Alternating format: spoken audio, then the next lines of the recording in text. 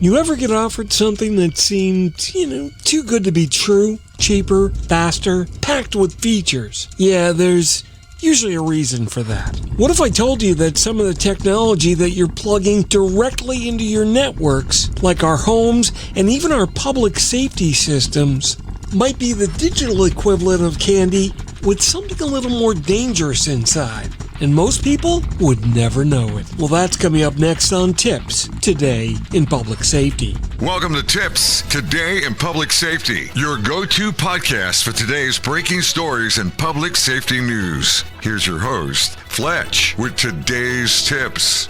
Welcome to TiPS, Today in Public Safety. This is Fletch. I'm a NENA certified ENP, and every Monday, Wednesday, and Friday, I try to bring you the latest, most informative, and sometimes controversial takes on emergency communications. Today we're going to be diving into something that doesn't nearly get enough attention, but absolutely should. And that's the growing complexity of the technology that we rely on daily, and the hidden risks behind where it comes from. Now, this was sparked out of a great discussion out of the FCC and the Hudson Institute around national security, supply chain risk, and something called the covered list. Now, I know this doesn't exactly sound exciting, but trust me, this one matters, because this is about what's sitting inside your network and whether you actually trust it. Not just in your business environment, but in your homes and your public safety networks.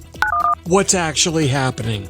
Let's start with the basics. Technology today is no longer simple. It's layered. It's interconnected. And most importantly, it's globally sourced.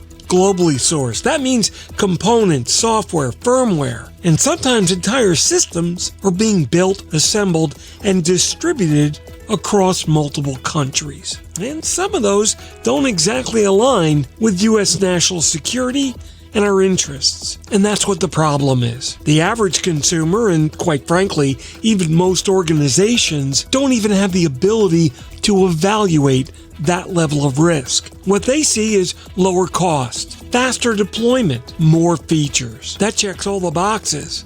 So they make a decision. But the things that they're not seeing are things like supply chain exposure, embedded vulnerabilities, potential backdoors, and foreign control risks. Those are features that don't usually get printed on the box.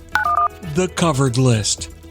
This is where something called the FCC's covered list comes into play. And the name may be a little confusing, as it's not a list of what's allowed, it's a list of what's not allowed. Think of it as a guardrail. It's kind of a way of saying these are vendors and technologies that are presenting an unacceptable risk to our national security.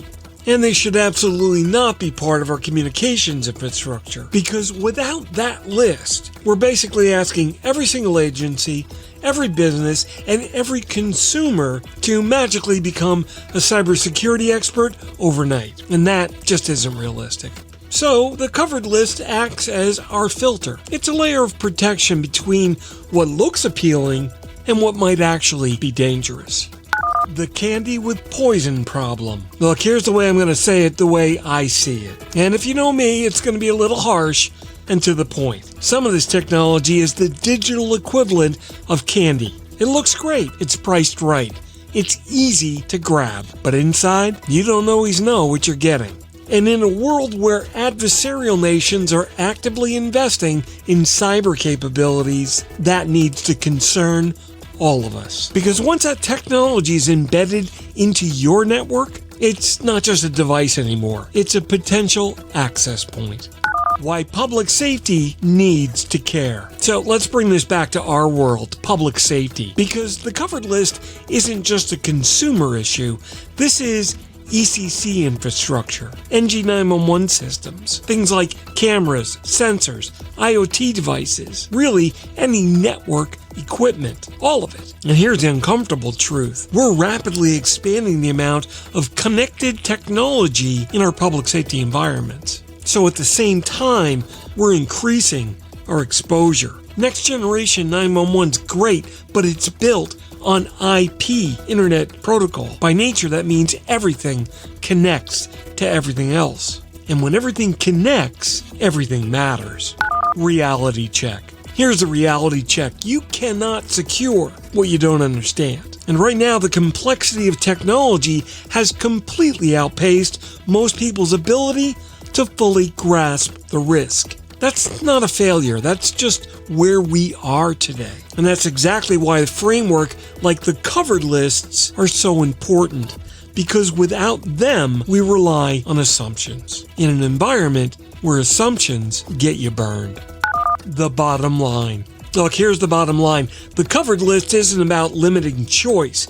It's about protecting infrastructure. Because in today's world, not all technology is created equal. And not all of it comes with your best interests in mind. So if we ignore that reality, we're just asking for trouble. We're not just taking a risk, we're inviting one in. And agencies that understand that and act on it are going to build networks that aren't just innovative, but resilient. And as for the ones that don't, well, they may not realize the problem until it's already inside their environment. That wraps up today's episode of TiPS Today in Public Safety. Thanks so much for listening. For more updates and insights, remember to follow me on social media at Fletch911. And don't forget you can visit 911tips.com where you'll find a complete archive of all of my previous episodes. My blogs are pretty expansive and available online at Fletch.tv. And of course, my professional website is at Fletch911.com. Stay safe. Thanks so much for listening.